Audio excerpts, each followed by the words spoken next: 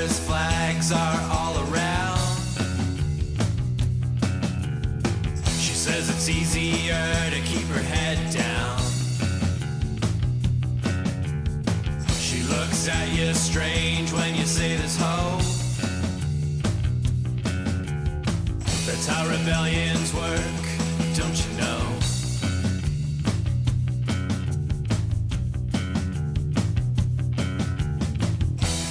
Rebel girl, rebel girl, rebel girl. The Bad Batch. It's gonna be your time, breaking through. Everyone's favorite Clint Eastwood movie.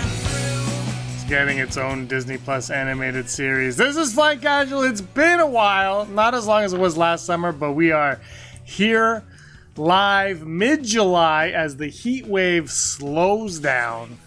My internet box router thing melted away due to our heat wave. I'm James. That's Andrew beside me. How you doing? Hey, I'm still waiting for the day when we can have a barbershop trio version of Rebel Girl. Can that happen? Yes, it can. And also... We'll all wear straw odors. All right. Brock's here too. Hi, Brock. Hi. Wait, Brock. Oh. I can't do a show with you unless I wear this. It's by law. Look, I figured out how to do it. Yeah. Oh, man. Take a drink every time James put a mask on. Well, that'd be like hilarious. It would be like one drink. No, it's not hilarious. It is stopping the second wave of the pandemic. I have to wear this in public now. Laws are laws and all. There was a woman at the grocery store. An older lady at the grocery store swore that she had to wear a mask and then said, "Let me go get my effing gun." And I was like, what the hell? So, needless to say, You live in a very white area. it was the weirdest thing I've ever experienced. I had to wear a mask. I'll go get my effing gun. And I was like, what? You don't have a gun, ma'am. You said gum. Your breath is bad. Hi, Pauline. Hi, Maybe that's why Two. she's not wearing a mask. She's smelling it. She's just like, I want everyone to expose to this. Mr. Rez here, Pauline, 2met2, Dale's here, and Andrew Fantasia, who's bringing up a second episode to his stop-motion saga. Everybody loves Quarantine 2, The Rise of Karen. How did tomorrow. that... It comes out tomorrow? Dude. It comes out tomorrow? That's... Tell us about it. Tell us. Sneak peek us. Go. I didn't know what to do for a sequel, so for the longest time I didn't have a sequel in mind. You said and no then before. Last week, I was just like, nah, I'm good. And then last week, I just read one too many articles, and I was just like, there is a story here. And that's what you're going to see tomorrow, because Karen will rise. What time, gentlemen? She's coming. I'm hoping. I didn't want to give an exact time because I'm going to put it on YouTube, on Facebook as well. And I know Facebook is kind of a crusty curmudgeon about when you try to post videos. So I'm going to try for around 6:30, 7 p.m. In that ballpark. It'll be up around then. How long is it? This one's bigger. This one is almost 20 minutes. Yeah. Brock, any news to update us? It's the sequel, baby. You go big. Who do you think you are, Andrew, that you can call it ELQ2 and we'll understand? Like, I was like, Electric Light Orchestra? And then I was like, oh, wait, it's that thing. I'm excited to watch it because there's something magical about the Family Matters opening song that just grabs you immediately. So, and I still want to see if there's any explanation why their animal is a tiny triceratops, but here we are. Is the Triceratops back? Like, when you wrote this, did you write it as a legit sequel, or did you just make something new up? I wrote it as a legit sequel. It follows off the story from the first one. Oh my God. It's sort of happening in real time. Like, the first one was about the end of March, and oh my God, this brand new thing where we have to social distance. And now this one is the characters have been in their house since since March, and now it's July, and it's like, oh man, things have not gotten better. And now Karen's coming along and making it worse. God. So anyway, let's talk about Star Wars now, I guess, since that's what we're doing. Star Wars. Yeah. Star Wars. Big news. So anyway, the first news of the day, we'll get this one right out of the way. We're just going to talk about this little thing called The Bad Batch is coming. But before that, we're going to go before that. An actor of an upcoming Marvel film, not Giancarlo Esposito, but somebody else, experienced interest in being in a Star Wars movie and had a character idea in mind. Fantasia? Not you, but you're gonna that would be it's not me. It's not me. I wish I had that kind of sway. That would be our friend Simu Liu from he's going to be in Shang-Chi, but he's a good old Canadian boy, if I got my info right, because he is one of the stars of Kim's Convenience, which is a Canadian show, very funny show. My teacher from college is on Kim's Convenience. He plays Mr. Meta. Very funny guy, very cool guy. But Simu Liu wants to play a gray Jedi in something. He didn't really specify. He's just like, I want to play a gray Jedi in a Star Wars thing. Am I on board to see Simu Liu play a Force wielder? 100%. Sure. Awesome. Dude, come aboard. The gray Jedi thing is interesting, and I think that's what we want to kind of dissect today, because maybe I'm a big old dum-dum, but I can't wrap my head around the concept of what a gray Jedi is. What makes a gray Jedi different from somebody who's just a Force user who's not a Jedi or a Sith? Now, what's the difference there?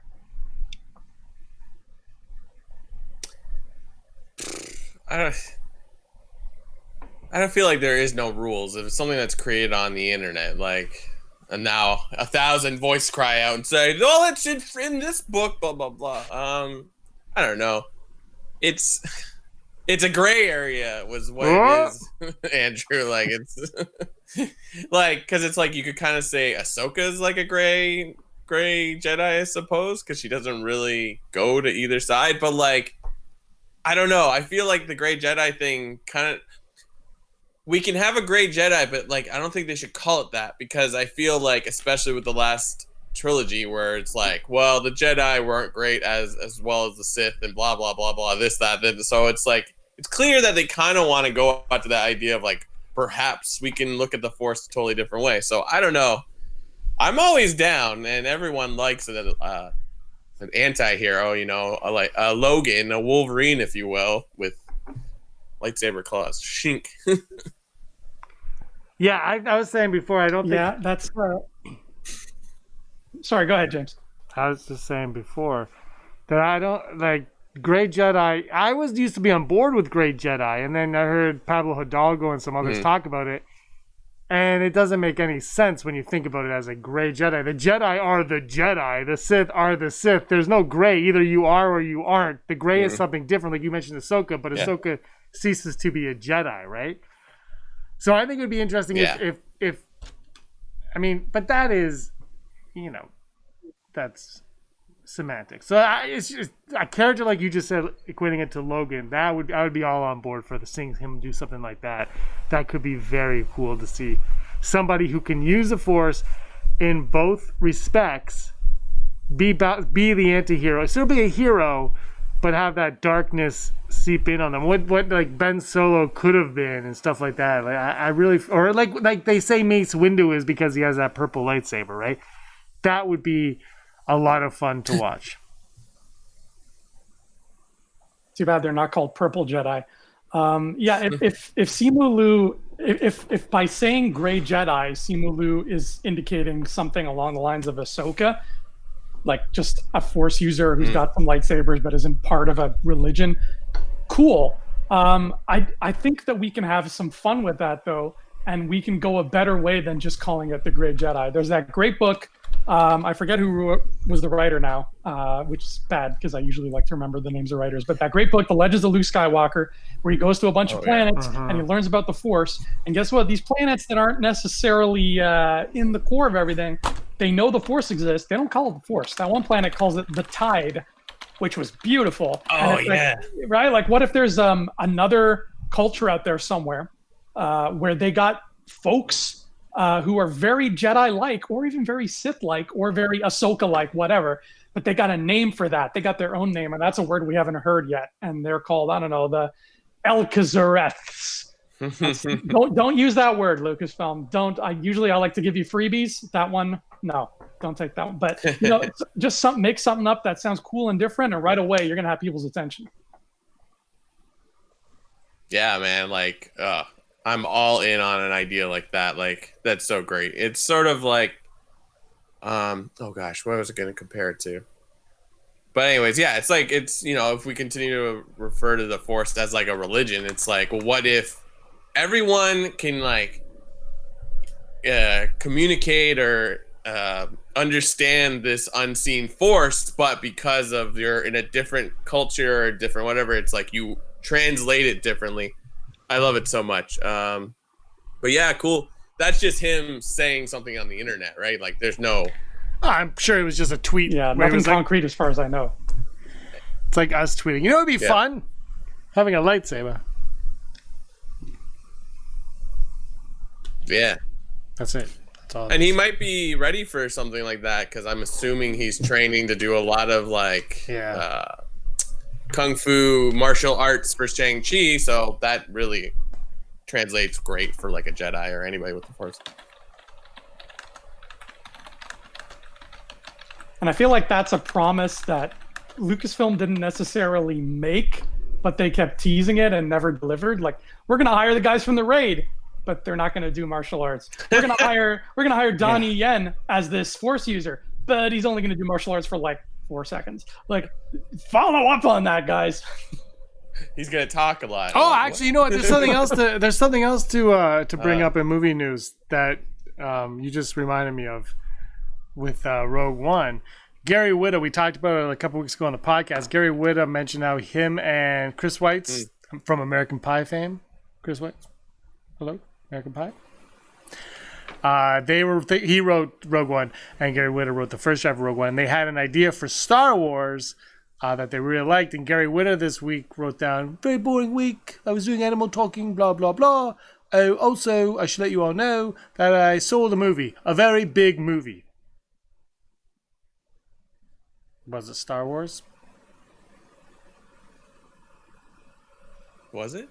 Did you say I sold the movie? Your Gary Whitta was not super legible. Okay, well, you clearly don't listen to Animal Talking. Did you say sold? He sold the movie. I sold the movie. Sold the movie. Okay. I sold the movie. Is it Star Wars in it? Well, he can't say what it is. It was just he could just say that it was a big movie. Yeah. Is he known? Has he written movies besides Star Wars? Is he known for anything else? Yes, he did Book of Eli, After Earth, and he wrote the Walking Dead video game for Telltales. And he hosts Animal Talking on the Nintendo Switch, which today Nintendo freaked me out because they said my Switch was lost. But then they said, oh no, wait, maybe it's not. Nintendo, get your SHIT together. Widow, where's my invite? I've been crossing animals for like 3 months now. I want to talk to you. Josh Gad is his next guest. Josh Gad is everybody's next guest. And it's either Bill or Ted is also on it, which the one that's not Keanu Reeves.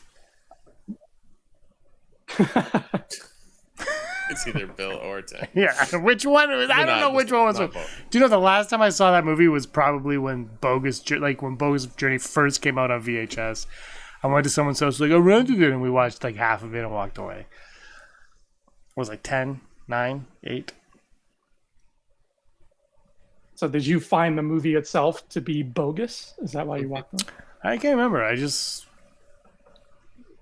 Was there a Bill and Ted cartoon? Probably. I probably watched that more if there was. Yeah. I was never... Did you talk like them as a 9-year-old? Where you're like, this movie's totally tubular. I'm 9-year-old James. Ninja Turtles. I don't remember Bill and Ted being like I remember Bill and Ted, and everyone knew what it was, but that was it. It wasn't something that anybody watched. It was weird. For my age group. When did it come out? It came out in 89. Yeah, so I would have been 8. I would have been 7 when it first came out. So I would not have cared. It teaches you about history. It's very educational. Back to Bill and Ted Excellent Adventures. Yeah, that's what I watched more of. That was the cartoon. It was a cartoon. Yeah, look at that. That's Bobby's World all over it. Hold on. Although the guy that is either Bill or Ted looks just like either Bill or Ted. Doesn't he?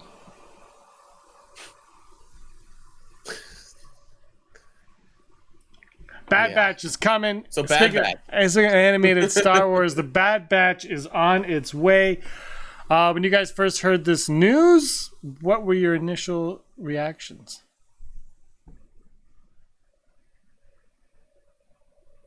I was like, I wonder what Andrew thinks. Truly, actually. My initial reaction was just like, kind of like okay, cool. Like it was, the Bad Batch is one of those things that feels like they really refuse to let it die. Obviously nobody was clamoring like, give us Bad Batch, but I don't want to be like a negative Nancy, because I think, nobody was asking for Clone Wars or Rebels either, but they happened and we loved them. So I'm going to give this a shot. I love the fact that it's post Clone Wars, because I think exactly right. It's good to let's drag them out of that place. Let's see what these clones do in this timeline now. I think this is going to be very. I'm going to go ahead and say right now, I think anybody who has ever wanted a bounty hunters TV show, this is going to eventually become that. Give it till like season 2. I guarantee you, season 2, they're going to be teaming up with Dengar and Zuckuss. Like I guarantee you, you're going to see that stuff happen with these guys. Nice. Yeah, I was sort of like, oh, so that was the whole point of those 4 episodes.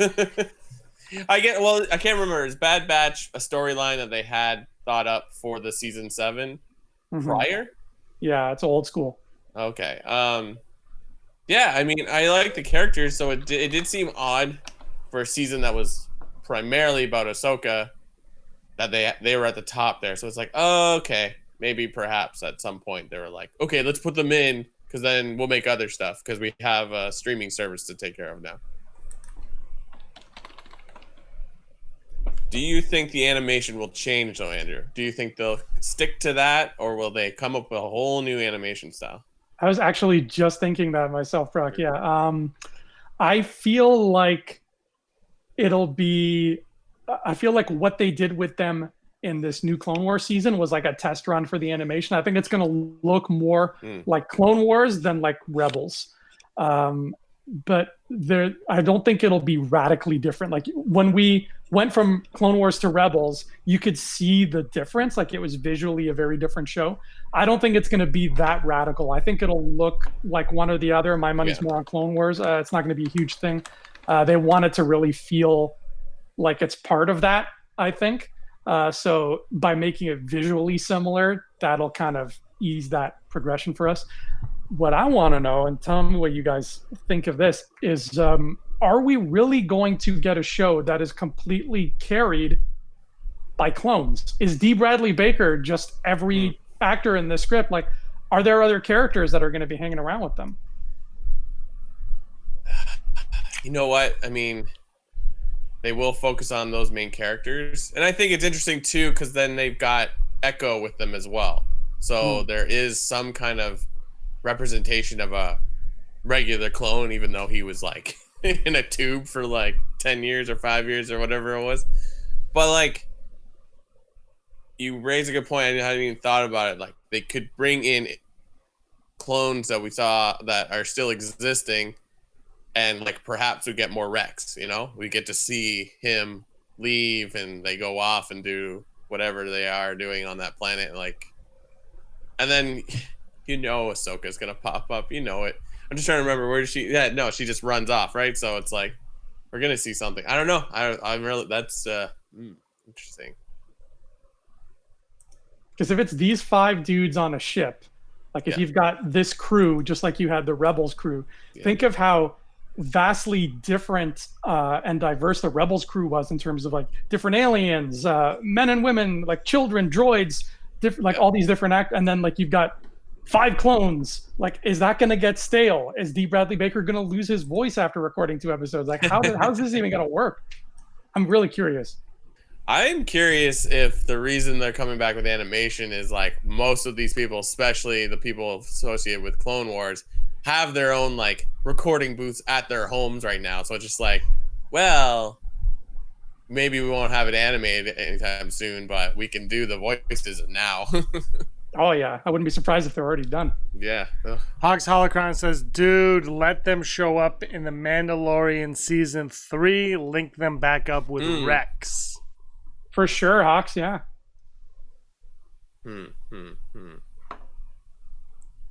Yeah, I mean, this is exactly what these shows are for us. Like, what happened to this random character? What happens after this? Oh, that's interesting. So it's like, I mean, I'd be really curious how they would do clones in Mandalorian, because that's 10 years later or something like that. I mean, depending on how, because when Revenge of the Sith ends, it's 20 years? Because I guess, because Luke and Leia are born at the end, and they're what, 17, 18 or whatever? Yeah, it's 19 years. Yeah, no, wait, I'm thinking of New Hope. Then there's another 5 years or so, to Return of the Jedi. So yeah, we're looking at a good like two decades, right? Oh, interesting. Yeah, I think actually, if I did the math right, I think between the end of Revenge and Mandalorian is 28 years. Interesting. Yeah. I wouldn't hate an old clone. Well, we're supposed to be getting to more Morrison, right? So that's true. That's true. Ooh, interesting. It's just interesting that all of a sudden it's this, like, we're done this show. I'm like, but we're gonna do another thing. I was speaking of the Mandalorian. Very quick side, Akbar. I got my mom hooked on it, and she loved it. She loved it. Andrew, you can't finish that thought. 2med2 super chatted in a $5 super chat. How much do we have to super chat to remove Andrew for the rest of the stream?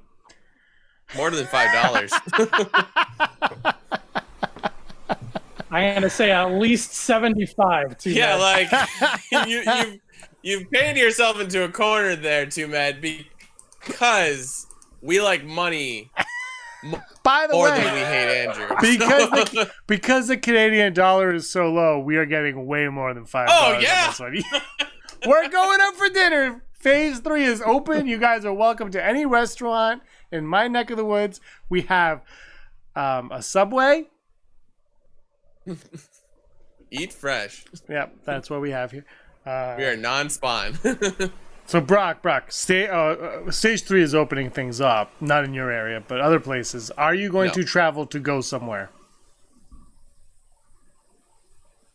Well, it's not opening the borders. It's just no. But I mean, travel? like, you're like, oh my god, am I gonna go to a restaurant? Yes.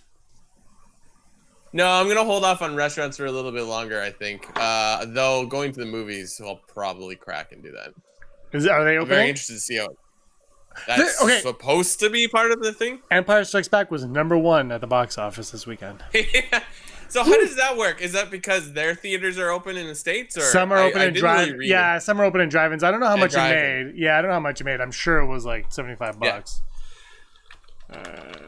I'll Google it quickly. So basically it's like that. Andrew, notice how Andrew's quiet. He really wants to have $5. Yeah. We already have the $5. I'm haggling with Tuna here. Are you actually talking on something? Oh, okay.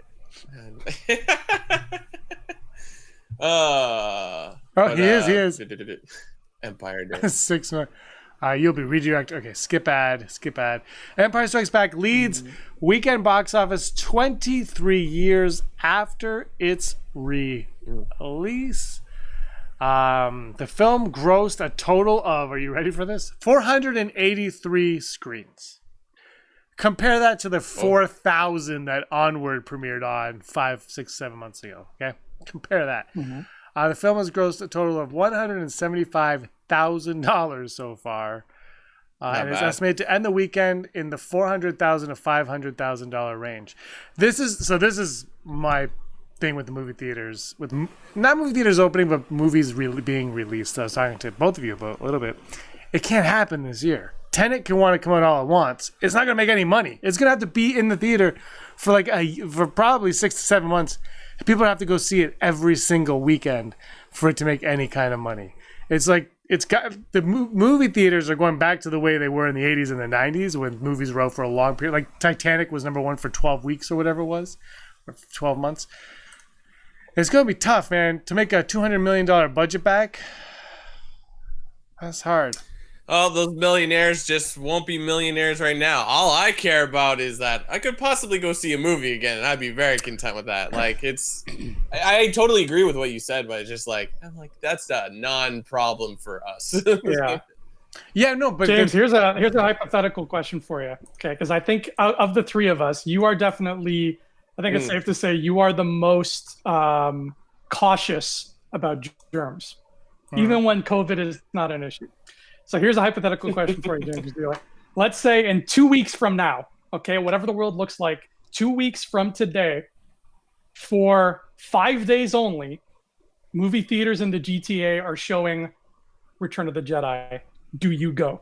No. Even though that's the only Star Wars movie I've never seen in the theater. I know.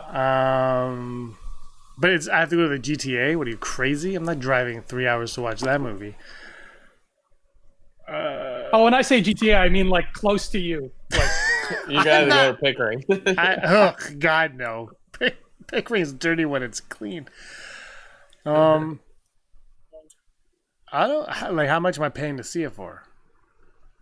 a normal amount, No, but it's probably going to be a full theater no, 100%. because it's only 5 days. Whatever, like full theater is gonna be. Here's the thing. Yeah. I have it on Disney Plus. I have it on Blu-ray. I have it on DVD. I have it on VHS. No. If it was playing, if there was a drive-in and there's like two movies and one of them was movie X that I haven't seen and Return of the Jedi, I would go to that. But I'm not gonna go to a movie theater right now to watch Return of the Jedi when I can watch it anywhere and I could do what Brock does and grab a projector, go outside and project it on a giant, especially where I live, right? I have all the room in the world. I could have a giant screen if I wanted. Although you have the same, it doesn't matter. But so no, I wouldn't. Right now, I would not. Tenet, though, a movie like that, I am very interested in seeing. My point is, and like you said, it doesn't affect us necessarily, but my point is, $200 million price tag on that thing. They're gonna want to make that money back, right? They have the investors need their money. Yeah. They want their money, and you're not gonna make it putting it in the theater for 7 people to watch a week and putting it on digital. It's just not going to profit from that. I think they should just be like, no more new movies in 2020. You want to open theaters? Fine. You do what you're doing with Empire Strikes Back, Ghostbusters, movies like that. There's like experience movies.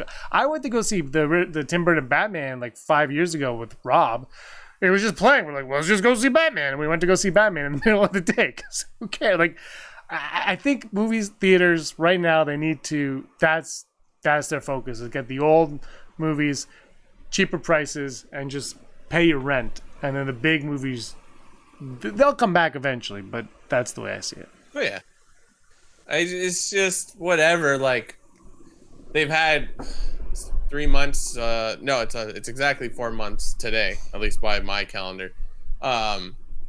If you haven't come up with an idea, then like I don't feel bad for you. You know what I mean? Like it's just, and like you're right. It might have to revert to like the 90s, 80s model where it's just like Tenet is just in theaters for 6 months because it's like maybe the small independent movies don't need to be in the big thing. I don't want to crap on independent, but you know what I mean? Like, but they're the ones that can sustain it. Like that's the thing that's awkward right now is the $200 million can't. Yeah, they can't. The $200 million can't survive, but that independent movie that they don't make anymore, that like that $250,000 Swingers or Chasing Amy, they could. Like Empire Strikes Back just doubled the the cost of Chasing Amy in the 90s. You know, like that kind of movie can survive now, but people will have to want to go see it. But people only want to go see the $200 million movie, but not enough people are going to be even allowed to go to the theater to watch that movie. And so it's just this bizarre state. But the reason I say push the indie ones out of the way is then they don't take up theaters. So you go to the theater, and for once in 20 years, there's only actually 3 movies playing in a multiplex. Tenet is playing in multiple theaters as well. They kind of did that with Infinity, or Endgame, or Endgame, where like I never understood that. Where like they were showing it so many times, where I'm like, that doesn't seem fair. You know what I mean? Like multiple theaters. Like I think it was like, I understand they're paying for it, but like, you know what I mean? Like, it's like the numbers for that, though they do exist, because I would assume that people would have seen Endgame no matter how many theaters in a theater were actually showing. You know, how many screenings in one theater would be going on at the same time. The problem is everything nowadays is Endgame had to make that much money on the first weekend or it's a failure. Yeah. Rise of Skywalker has to make this much money on the first. But Tenet now could come out. And they could do that. It's still going to take more time. But the thing is, the thing that can make a movie like Tenet work is next weekend, there's not a big movie coming out because they just can't. They can't. So it's for any movie to make money right now, who like Warner Brothers, whoever's distributing Tenet, has to go to all the other ones and be like, look, this is our weekend. 2 months later, whose weekend's next? And they need to spread them out like that until the world gets back, because the thing is, you can want to go to the theater all you want. The theater isn't going to for insurance reasons, they can't have that many people in the theater right now. Yeah, exactly. So they're already losing it. So it's just a giant game, and I'm glad there's no Star Wars movie coming out during this. Yeah, shouldn't we really should count our blessings that this happened at this point in time? Like, imagine if this was Rise of Skywalker or Force Awakens, like something where it was like the hype was just tremendous, and then no movies. Do you guys know if there are drive-ins in the GTA that are open, like already showing stuff? Is the one in Oakville? Yeah, that's a cool one. That's a good one. But they're not showing new stuff, right? There's no new stuff. They are. But it's not new because there's nothing new. Right. Yeah, there's nothing new, but like when it opened like a month and a half ago, they were showing stuff at the top of like the quarantine. And then last time I checked, they had something more recent. I can't remember what it was. They're showing the best they can, but drive-ins are a completely different experience, and they're fun. And that's so you could play the old school fun movies that we'll be like, let's just go watch it in the drive-in. You crack open a beer, not driving. The driver doesn't do that. But then you just have a good time and you hang out and you watch a movie in the drive. I loved it, man. When I worked at a golf course 100 years ago, and we used to go every Friday night to the drive-in. That was the best, man. Drive-ins were awesome. Just hang out. If I owned a drive-in right now, I would be playing all those 50s B movies, like the ones people go watch in movies when they're at the drive-in. Yeah. I'd be playing those. Like when the train goes into the tunnel, sort of driving. Yeah, or like, don't worry, Chrissy, that escaped lunatic won't come anywhere near Makeout Point. Like, I'll play that. Play The Blob. But there's a problem with like current movies. Like they're so long that like you can't have a double feature doesn't make sense. I've watched True Romance for the first time a couple weeks ago, and like the whole scene where he's watching 3 kung fu movies in a row. And he's there till midnight, but I'm just like, that's like a foreign idea of watching that. Or not technically. They do those Marvel marathons. You know what I mean? But like, those are like, that's like, I hate myself and this is what I'm going to do. Like, movies are too long to watch that many in a row, So that's one problem with that. I don't know. This is stuff we've been talking about. This has nothing to do with the quarantine. It's just being slowed down the quarantine. Like, it's still like, oh, we only made $1 billion. I'm like, yeah. Like, okay, I understand the business model, but like, it's just like, don't even remotely care if you're suffering right now. Because the movie industry is not going anywhere. It's just stalled like everything else is. It'll be interesting to see what happens though. Like, the budgets of movies where they are, because the Marvel movies obviously will continue to be hundreds of millions of dollars to produce. But I'm curious of the smaller movies if they will go back to make those. Like, speaking of Tenet, like, did you read how the main guy in that, John, what's his middle name? Washington? Denzel Jr.? Like the main Denzel Jr., but like he has like it's John Henry, whatever. He's great. And Zendaya and like the director from Euphoria, they shot a movie last month in like a thing. Did you hear about this? Yeah. And they bankrolled the whole thing. I don't know what it is, but that's what they gotta do right now. They gotta pivot somehow. So well, I read there was a movie that's going to be on like the Hallmark Channel, and they shot one of those Hallmark movies like in early May when this was still going on. They're like, "Well, we figured it out. We're gonna," but you have to be smart about it. I think the bigger the movie, the harder it is because you have more crew members, and the more crew members you have, the more hazardous it is. Yeah. Yeah, they've apparently they're like a week into resuming photography on Jurassic Park. And I'm like, this movie sounds enormous. How are you doing this? They already had unless like they 2 work on cases. a script where everybody's got masks. They already had 2. Yeah, no, everybody has to wear masks. Everybody but the actors wear masks. Mm-hmm. Everybody. That's just how it is. They can get around it. And there's no craft services. It's the best part of the movies. I just want to know how long Tenet is. I just want to know the Probably runtime. 2.5 hours.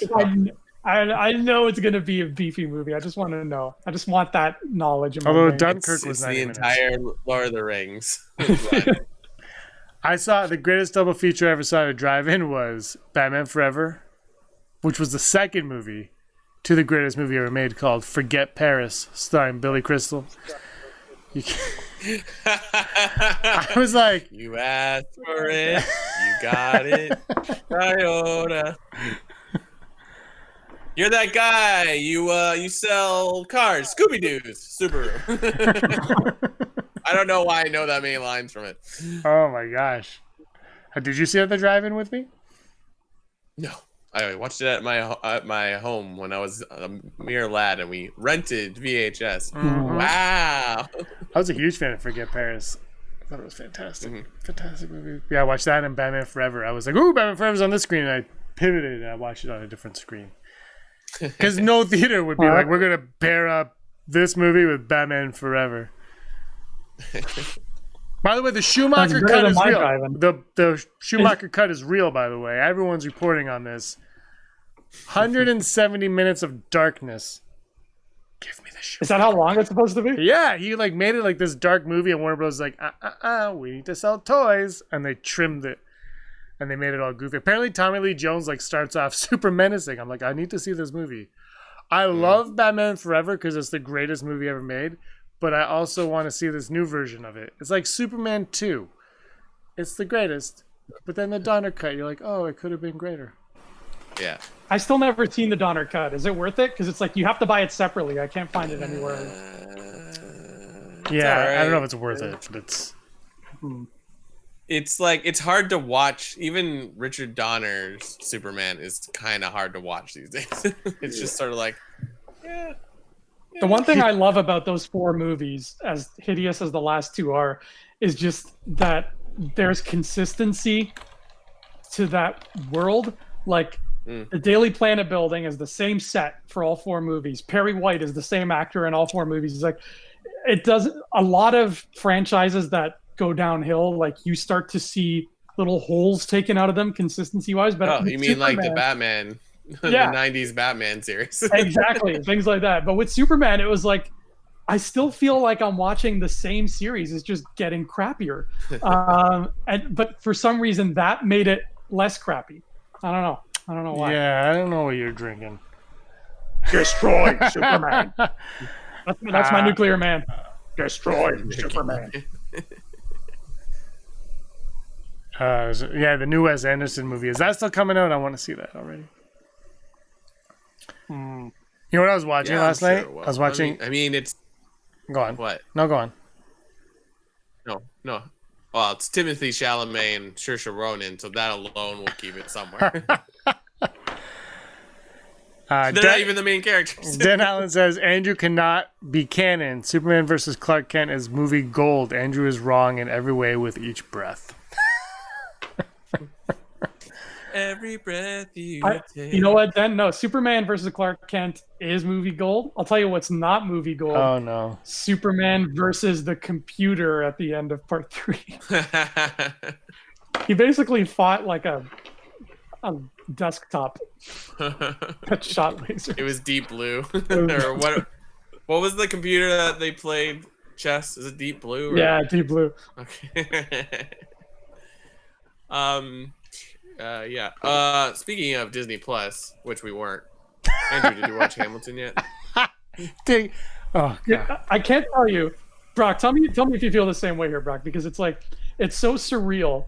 I've had this show memorized since 2016. Yeah. And now it's so weird to see the rest of the world talking about it all of a sudden 4 years later. Like, it's catching me off guard. Like I'll hear some random person make like quote it or be like work. They'll do something and I'll be like, oh my God, you just quote. Like, it's so weird. It's no longer that weird language I had with my girlfriend. I was like, oh, there it is. That was cool.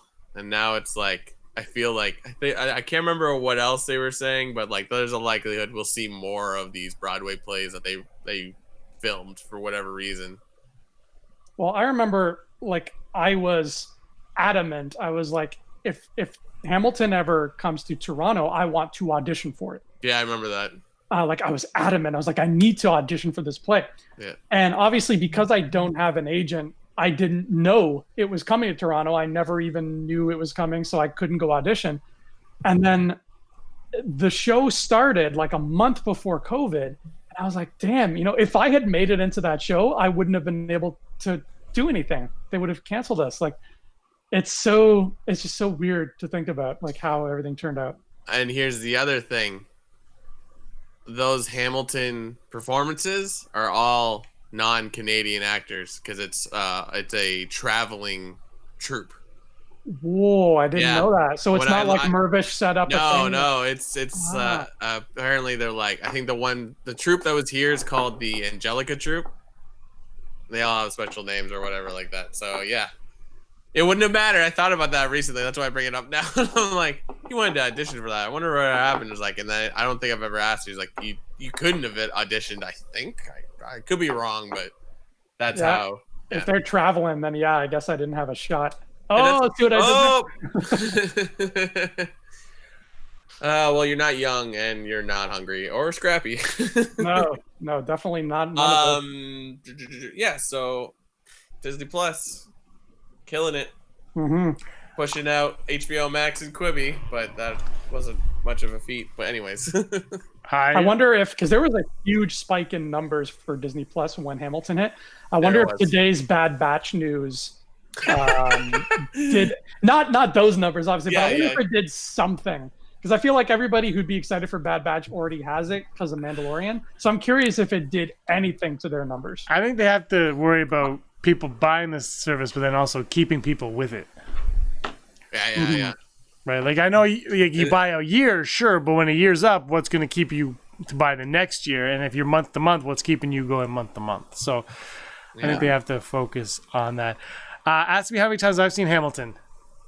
How many times have you seen Hamilton? I haven't. But I was in line at Star Wars Celebration 2017 when I lent you my Beats headphones and you were rapping along to it. So I think that counts. And the show saved me from the Strange Man, which is the Strange Black series. Oh, that guy. Aaron, I think that's when Aaron hated her life the most. Put aside. She's like, I could be anywhere else in the world right now. Like this, how did this guy win every single draw to get this Luke Skywalker X-Wing pilot Black Series? I don't get it. He had like 12 of them. He's like, oh yeah, I got it going in earlier. Anyway, I haven't seen Hamilton yet, but I saw enough people talk about it. Erin brought it up yesterday. She goes, I really want to watch Hamilton. She was like, she wanted to watch Hamilton or watch another episode of Ozark. And I did the best thing I could do, and I went on Amazon Prime and I played Scream 2. I just just played Scream 2, and I was like, well, I already started it. Don't know what's gonna happen. Bad guy might be Liev Schreiber. I don't know. And she didn't question Rural it. Farm Boy. Rural Farm Boy says, never seen nor watched Hamilton. Those are the same thing. You mean heard. I was like, what? Never seen nor watched Hamilton? Get out of here. Anyways. Oh, wait. But yeah, you should watch it. It's fun. Hamilton is so good, says Hawks Holocron. He's not even a musical person, but the singing, the rapping, the way it each played into the next song. How does it rank up to Jesus Christ Superstar, though? I'd say it ranks a good Simon out of Bartholomew. I'm using the apostles system here. I already know what's going to happen. Erin is going to watch it on her own one night because you'll be busy. And she'll rave about it because it is good. Yeah. And then she'll be like, James, you're watching this with me. Yeah. I find that if you're watching it, you have to watch it twice. I don't know, because it's really dense. Like you can't absorb it all in one sitting. So she's gonna be like, James, I want to watch it again. You're watching it with me. You guys are gonna sit down and watch it together. And she's gonna be like, wasn't that great? And I'll be like, yeah, it was okay. I can already tell. I know that's where it's going. The Razile household has Hamilton locked down. I love how like you pinned me as like this negative Nancy. I just watched Scream. I just watched Scream 2. I'm not we'll see. She doesn't want to watch it all, but it's like 17 hours long. And is there an intermission? Like, can I walk? Can I? It's only 2 hours. There actually is an intermission. Yeah, so it's 2:40, and there's an intermission that's a minute long. But you can obviously only a minute. That's not enough time. The lineup at the bathroom, and then I want to go get my jubes. Just not going to be enough. Because I remember when I saw Joseph in the Technicolor Dreamcoat, intermission was much longer than that. Donny Osmond, 1990, 93. That's when I saw it. That's right. Everyone's saying Hamilton is so good. They're telling World Farm Boy to watch it. I will watch it, Andrew. And wait, Brock, will I like Hamilton?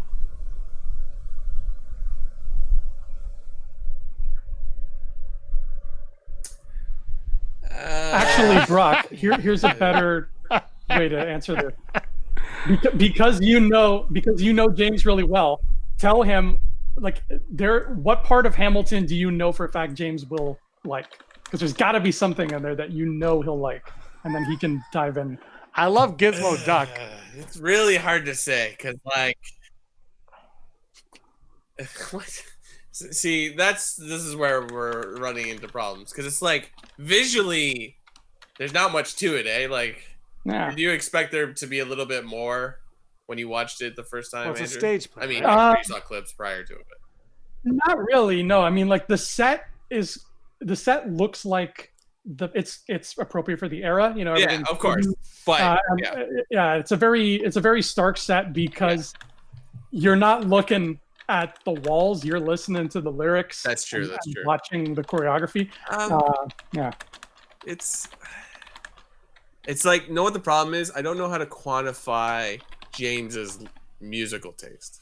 No one does. It's an enigma. It's like, yeah, you're all over the place. I feel like, see, here's the thing about James. I've known him for a while now.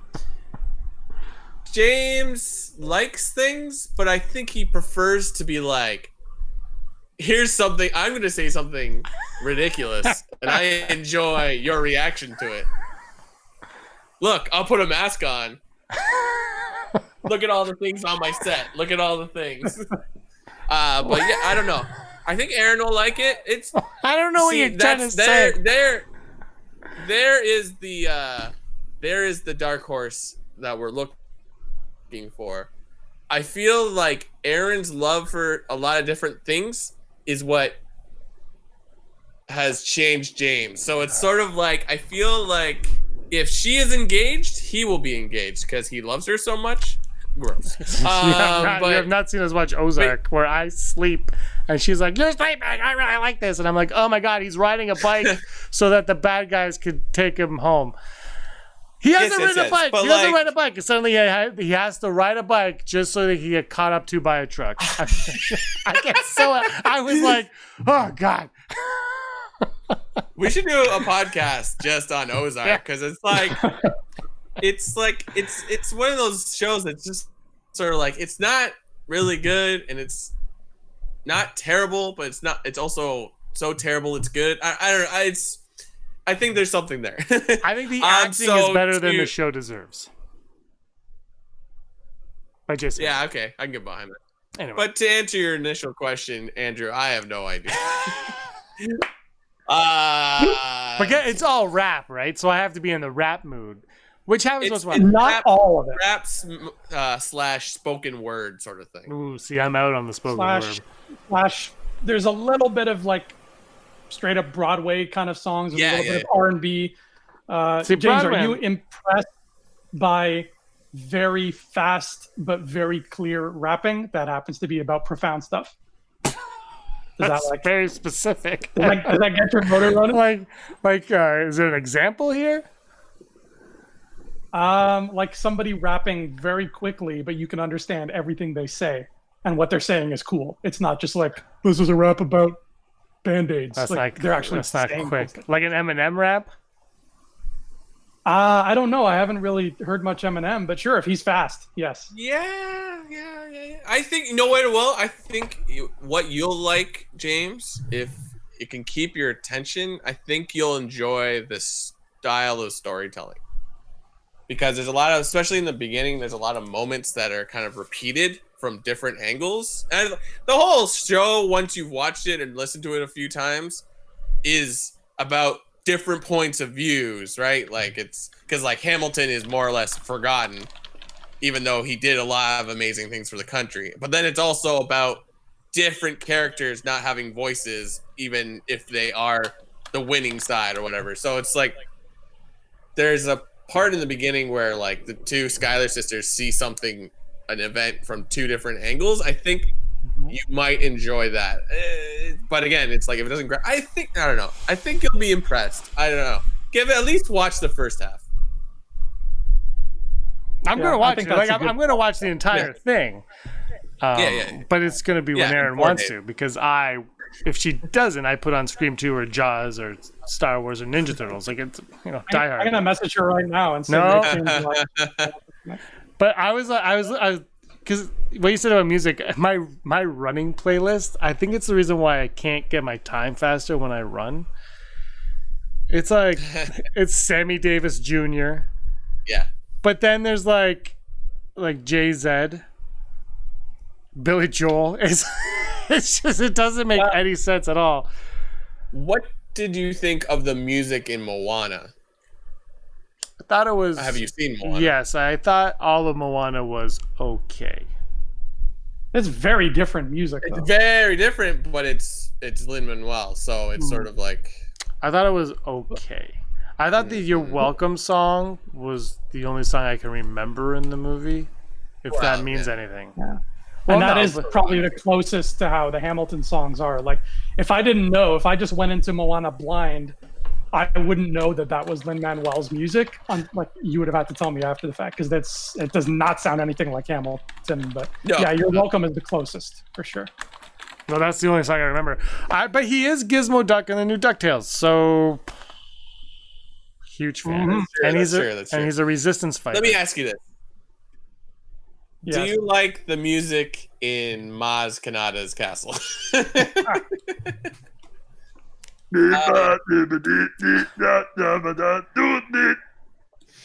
I know he did that. I'm not...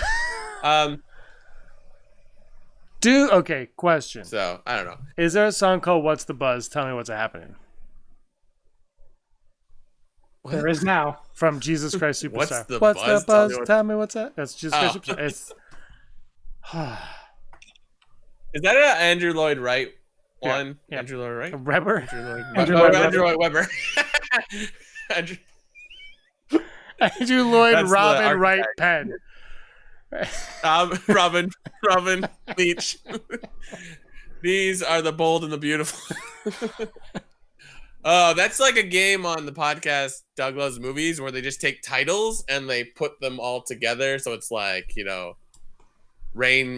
Purple Rain Man on fire. And they just keep going and adding till they run out. Good times. So Hamilton has no lightsabers. They have swords occasionally. Ooh. And lots of guns. Can you hear that? Who just opened a door? I don't know. I think a gust of wind opened because all our windows are open. I was like, There's a ghost in your house. I have a friendly ghost. on my playlist. I have Eve 6, followed by The Lovin' Spoonful, followed by Post Malone, then Chicago, then Jay-Z, and then Everclear, and then The White Stripes and Lil Dicky. Everclear sounds like an acne medication. Who is that? You know Everclear. Yeah, you know. AM radio. Wonderful, with the Star Wars poster on my wall. I am still dreaming of your go. You just opened the door in the podcast. And then I've got Meatloaf, Elton John, Sammy Davis Jr. Jay-Z comes back. How do you have Little Dicky of all things in your playlist? It's my running playlist. I just, whatever strikes a chord, I'm like, is it on my radio What Little Dicky song is it? Freaky Friday. It makes me laugh. Yeah. I'm confident though. This is why I can't. I'm just listening to music. It's not making me want to move. Do you believe in magic? That's not a running song. I will say, if you can.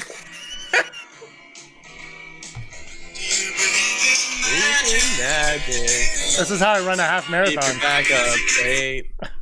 Make sure your core is nice and tight when you're running. So You'll bad. lose some weight. If you like Little Dicky, I will love Hamilton. I would argue you will like Hamilton a bit. It's not jokey like Little Dicky, but the creative rhymes in that, I would argue, are. I've never thought I'd compare Hamilton to Little Dicky. To our fans listening, if you haven't watched Dave on FX,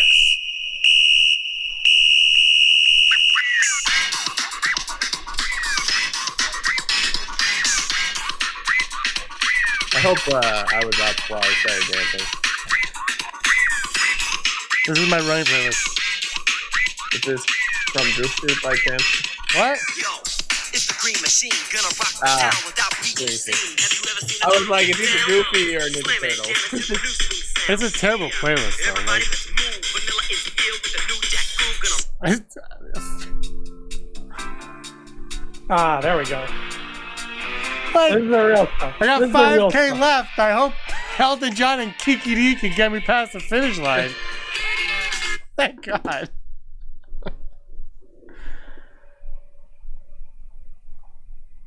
You will be. Oh.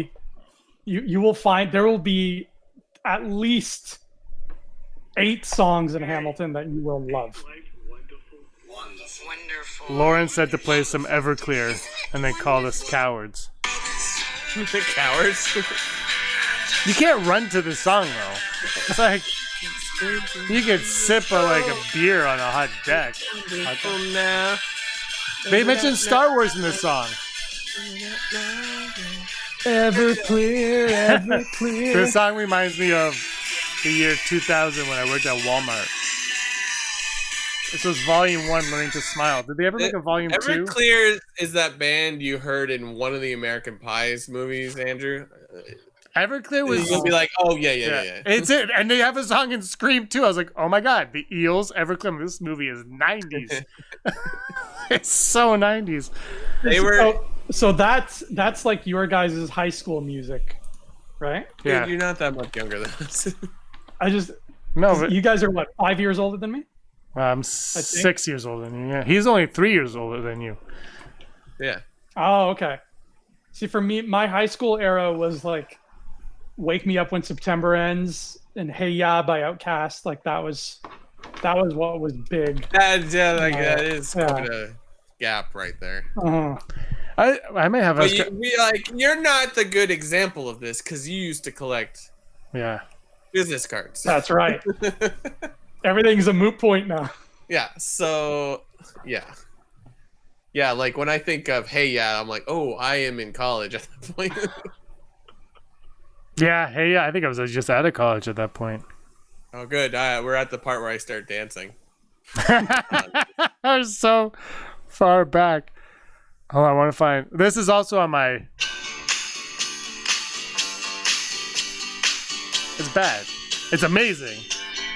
I could have put the new Riverdale version on there. Yeah, okay. You know, that was the number one song of 1969. And I want to remind everybody that in 1969, I'm pretty sure the Beatles were still a thing. So that song beat the Beatles. Think about that. Just let that sink in. Well, it's better than every Beatles song. Oh! Yeah.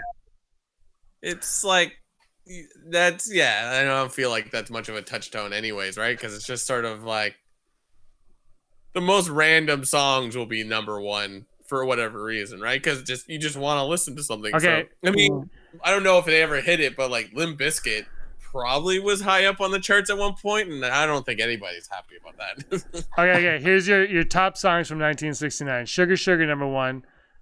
Aquarius, Let the Sun Shine In. Wow. I Can't Get Next to You by the Temptations. Honky Tonk Woman, Rolling Stones. Everyday People, Sly and the Family Stone. Dizzy, Tommy Rowe. Hot Fun, In the Summertime, Sly and the Family Stone. Sly had it going on. I'll Never Fall in Love Again, Tom Jones. Build Me Up Buttercup, Foundations. Great song. Crimson and Clover, Tommy James and the Shondells. One Three Dog Night. So the Beatles were Neil Diamond, Sweet Caroline, number 22. Neil Diamond. Sweet Caroline. Sounds like the 70s. In the Ghetto, Elvis Presley, 35. A Boy Named Sue, 36. Numbers are all whatever. They don't mean anything.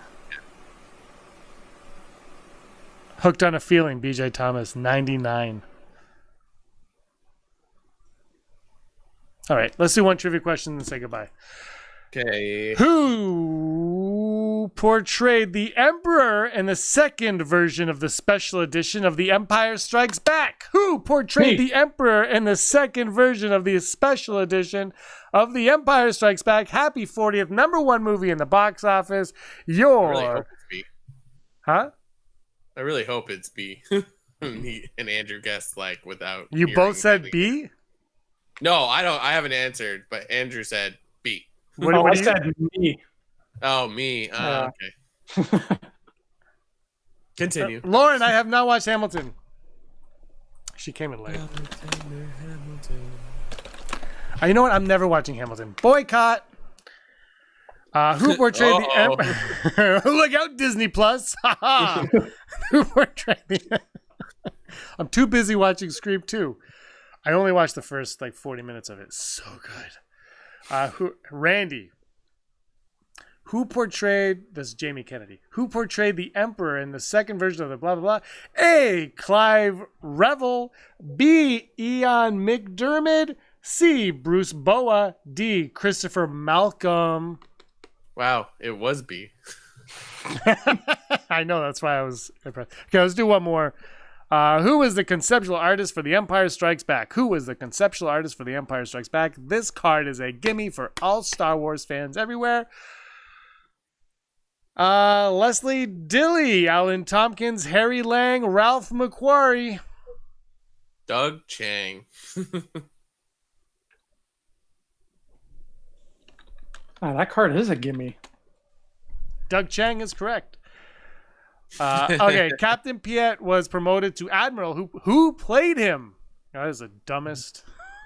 Why not just say who played him? Who played Piet? John Dix, Malcolm Culver, Kenneth Cawley, Clive Revel. Clive is getting love on this card too. Clive's getting a lot of love, but it's C, Kenneth Cawley. Oh, thank God. That's what I was going to say too. Answer was B, Ian McDermott. He was the Alex Winter from Bill and Ted. He played either Bill or Ted. Bill or Ted.